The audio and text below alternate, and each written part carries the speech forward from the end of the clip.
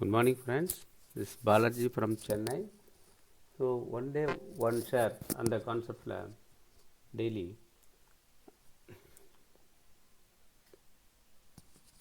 Good morning, friends. This is Balaji from Chennai. Share market awareness for beginners through savings and investment channels by M.S.Balajee. Okay.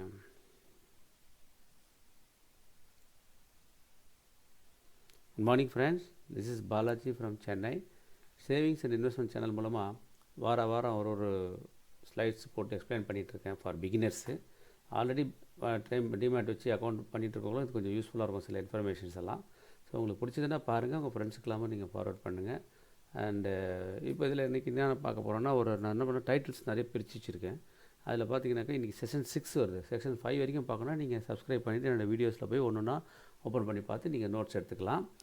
இப்போ session 6க்கு என்ன பண்ண போகிறோன்னா, அதுக்கு முன்னாடி சொன்னதில் வந்து அந்த 5 செஷனில் வந்து என்னன்றது அந்த கலரில் கொடுத்துருக்கேன் பாருங்கள். Common myths about savings and investment cover பண்ணியாச்சு. Basics and terms used in stock market cover பண்ணியாச்சு. பிஎஸ்சின்னா என்எஸ்சின்னா கவர் பண்ணியாச்சு. How to use the opportunities available to earn reasonable money using safety technique அதுவும் கவர் பண்ணியாச்சு. Principles to be followed by share market invest என்னென்னலாம் கடைப்பிடிக்கணும் அப்படின்றத சொல்லியாச்சு.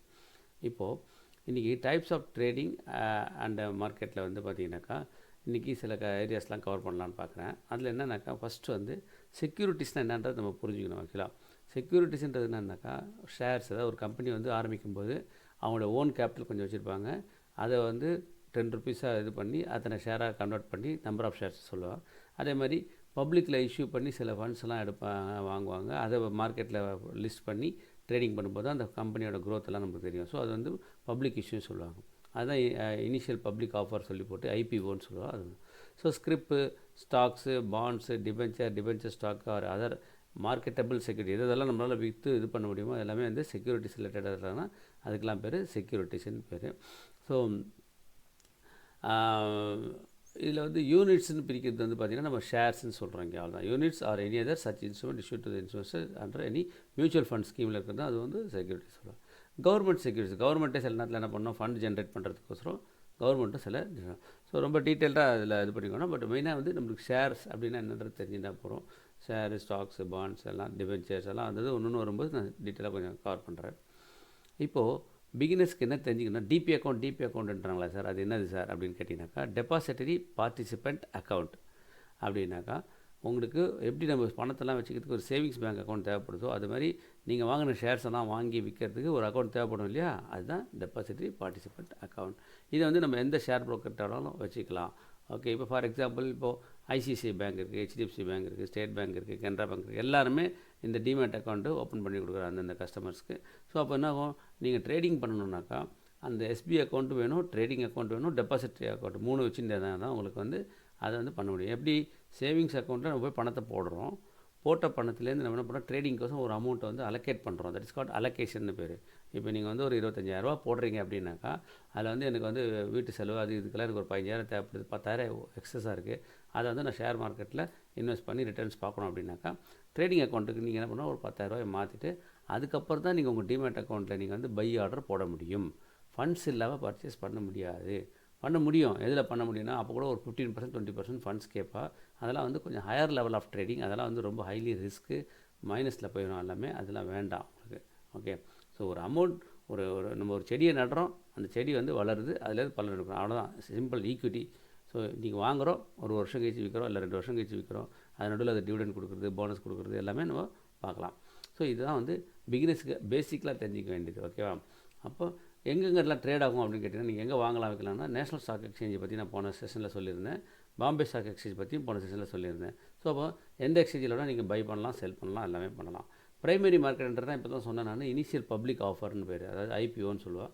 கம்பெனிஸ் வந்து ஒரு 100 கோடி கேபிட்டல் வேணும் அப்படின்னா அவளுக்கு வந்து சொந்தமாக வந்து ஒரு 60 கோடி போடுறா அப்படின்னாக்கா, ஒரு 10 கோடி பேங்க்கில் வாங்குறா அப்படின்னாக்கா, மீதி ஒரு 30 கோடி வந்து அவளுக்கு வேணும் அப்படின்னாக்கா, செபின்னு இருக்குது இல்லையா, ஸ்டாக் எக்ஸ்சேஞ்ச் பியூரோ ஆஃப் இந்தியாவில் போயிட்டு அவள் அப்ரூவல்லாம் வாங்கி ப்ரொசீஜர்ஸ்லாம் நிறைய இருக்குது அதிலலாம், அதெல்லாத்தையும் முடிச்சுட்டு அவள் வந்து பப்ளிக் யூஸ் பண்ண. நம்மள மாதிரி பப்ளிக் என்ன பண்ணுவோன்னா, சரி ஒரு ஷேர் வந்து 10 ரூபாய்க்கு கேட்குற நம்ம வாங்கலாம் அப்படின்னு யாருக்கு அது லாட்டில் அலாட் ஆகிறதோ அவளுக்குலாம் அந்த ஷேர் சொல்லிடுவோம். அலாட் ஆகிறதுக்கு பணத்தை ரிட்டர்ன் பண்ணிவிடுவான்.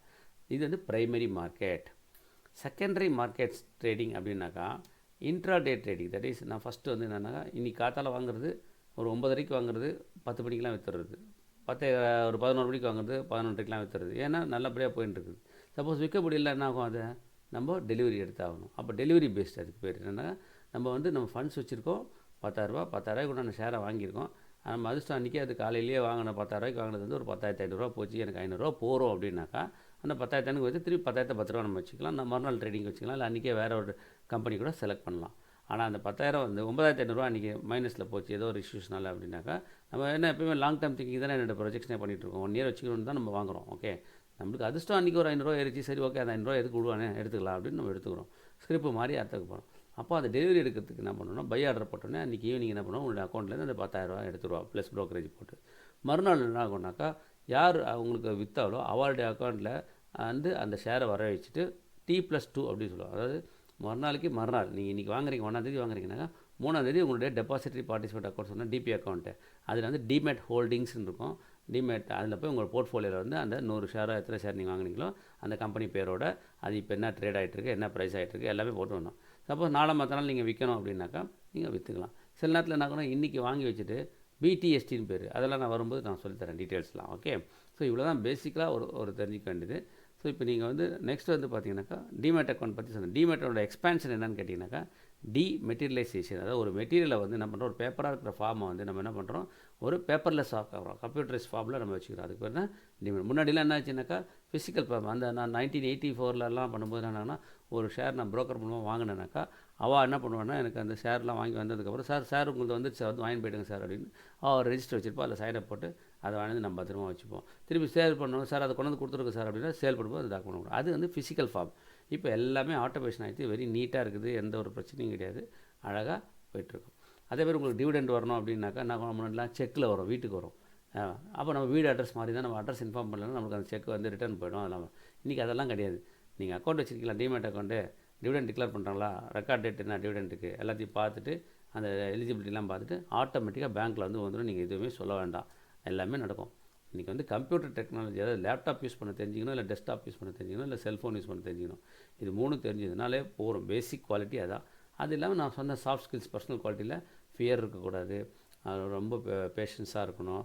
அதுக்கப்புறம் வந்து என்ன சொல்கிறது, ஷைனஸ் இருக்கக்கூடாது, அதே மாதிரி க்ரீடினஸ் இருக்கக்கூடாது. எல்லாமே ஒரு qualities. Brokers and most of bank provide facility to open. எல்லா பேங்க்லேயும் நம்ம இந்த அக்கௌண்ட்டை ஓப்பன் பண்ணிக்கலாம்.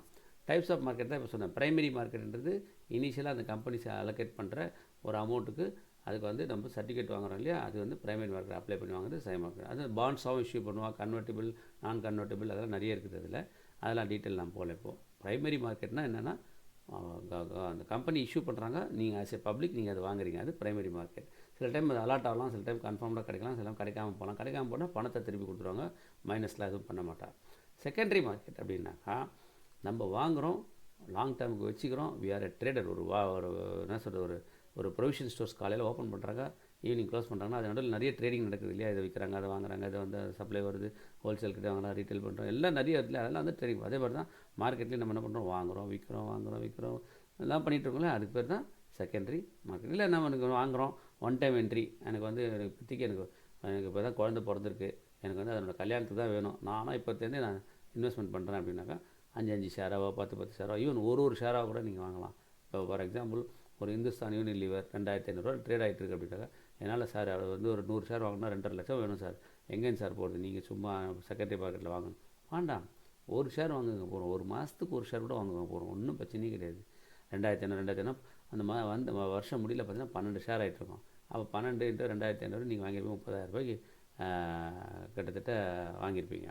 அப்போது அந்த 30,000 வந்து மறுநாள் அந்த அடுத்த ஜனவரியில் போய் பார்க்கும்போது பார்த்தீங்கன்னா 35,000 இருக்கும். திரும்பி அடுத்த வருஷத்தில் அதே மாதிரி ஒரு ஷேர் வாங்குங்க. இல்லை உங்களோட இன்க்ரிமெண்ட்லாம் வந்தது, நிறைய ஃபண்ட்ஸ் இருக்குது அப்படின்னா 2 வாங்குங்க. இதெல்லாம் நீங்களே சொல்லியிருந்தா நாங்கள்லாம் சொல்லணும்னு இல்லை, உங்களுடைய செல்ஃப் டிசிப்ளின்லேயே உங்களுக்கு ஆட்டோமேட்டிக்காக அதெல்லாம் வந்துடும். ஸோ இன்கேஸ் உங்களுக்கு ஸ்பெஷலாக டிஸ்கஷன் வேணும் அப்படின்னாக்கா நான் கூகுள் மீட் மூலம் அரேஞ்ச் பண்ணுறேன். ஸோ என்னுடைய நம்பர் நான் ஆல்ரெடி கொடுத்துருந்தேன் இதில் M.S.Balajee போட்டு அதில் வந்து 9840744286 கான்டாக்ட் பண்ணிங்கன்னா உங்களுக்கு எல்லா டீட்டெயிலும் நான் அதில் உங்களுக்கு சொல்லிக் கொடுக்குறேன். So thank you very much. Enjoy savings, enjoy profits and benefits. என்னுடைய டெய்லி இதில் வந்து நான் அனுப்பினா ஒரு நாளைக்கு ஒன்று போட்டுட்ருக்கேன். சில நாள் எப்போயாவது முடியலன்னா ஒரு 2 நாள் ஏதாவது பிஸியாக இருந்துட்டேனாக்கா அன்றைக்கி ரெக்கார்டிங் பண்ண முடியாது.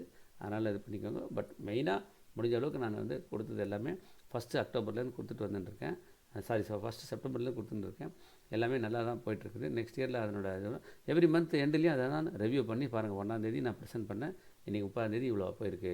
சரி 1, 2 ப்ளஸில் போயிருக்கோம், 1, 2 மைனஸில் போயிருக்கோம். அதெல்லாம் இல்லை. அது மார்க்கெட் வந்து அப்படி தான் போயிட்டுருக்கோம். நம்மளுடைய அப்ஜெக்டிவே லாங் டேர்ம், அவ்வளோதான். ஸோ அதை வச்சு நீங்கள் பண்ணுங்கள். Thank you very much.